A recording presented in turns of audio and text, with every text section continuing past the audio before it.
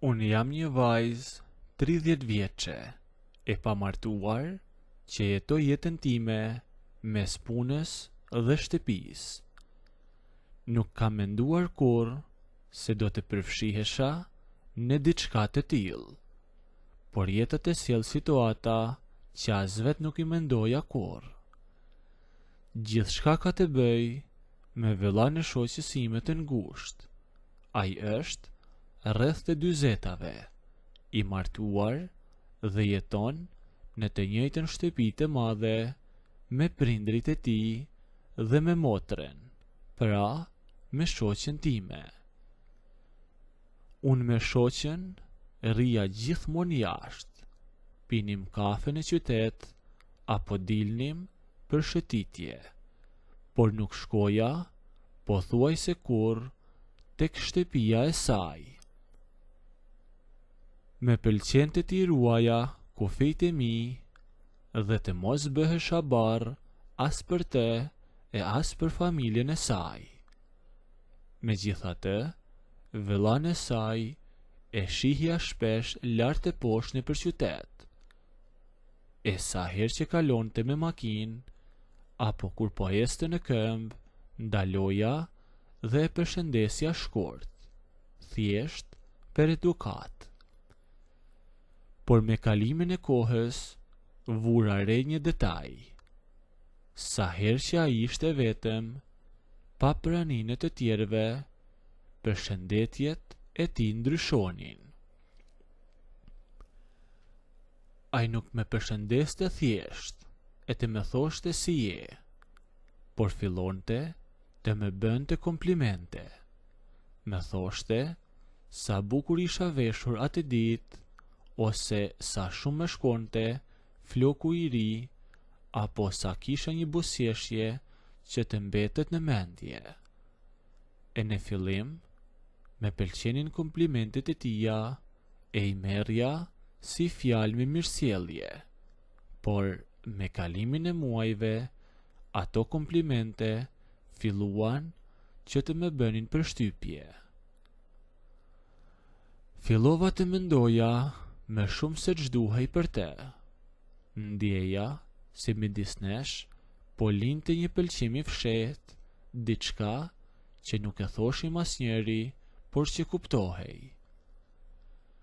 Ne nuk dinim si të takoheshim apo si të flisnim me gjatë, sepse ai ishte burr I martuar e unë nuk doja të bëja asnjë hap të gabuar.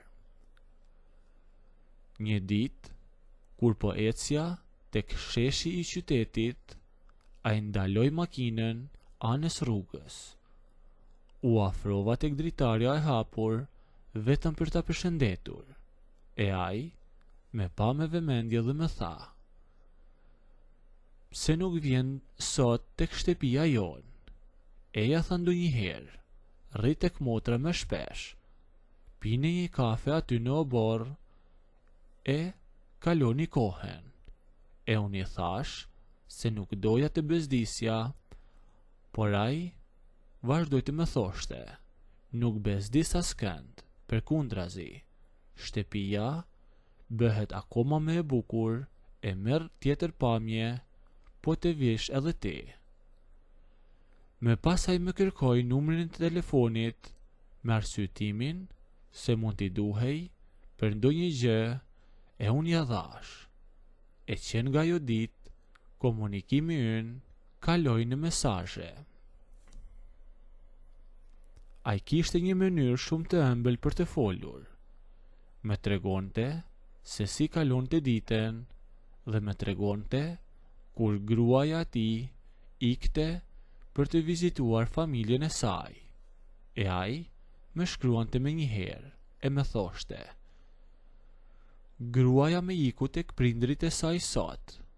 Eja e shihe shoqen, sepse keni bërë kohë pa u parë." E dija sepse më thriste. Unë shkoja tek shtëpia tyre çdo herë që ai më njoftonte. Rria me shoqen time në sallon ose në obor, por sytë e mi kërkonin praninë e tij. A i kalon të aty pari, ulej me ne për disa minuta, na bën të ndonjë laf e me shikonte me atë ngrohtësin që me kishte munguar prej kohësh. Por situata ndryshoi krejtësisht javën e kaluar. Me erdhi një mesazh prej tij rreth orës 5 të pasdites e më shkroi: "Eja tek shtëpia jon, gruaja ka ikur në fshat tek njerëzit e saj. Eja rri pak me motrën, e të bëm edhe ndonjë laf." Zemra filloi të më rrah më shpejt se zakonisht. Unë e dija që shoqja ime nuk ishte në shtëpi. E dija që do e gjeja vetem. Kjo ishte hera e parë që do të mbesnim vetëm për vetëm me te, pa asnjëri rrotull. E u mendova pak tek dera e shtëpisime, por pëlqimi që kisha për te ishte më i fortë se çdo dyshim që kisha. E u vesha shpejt e eca drejt shtëpisë e tij. Këmbët po me çonin vet, e rruga më duk më e shkurtër se kur. Isha shumë entuziazmuar se do të mbesja vet për herë të parë me te, edhe pse nuk isha tërësisht e sigurt. Kur mbërrita, dera e oborrit ishte e hapur. Hyna me hapat e lehtë, e unë gjita tek shkallët e hyrjes, e ai po me priste tek dera e salonit, e më tha: "Eja e futu brenda." U futa në salonin e madh, që ishte krejt i heshtur, e doli fjala ime, që e dija që do e gjeja vetem.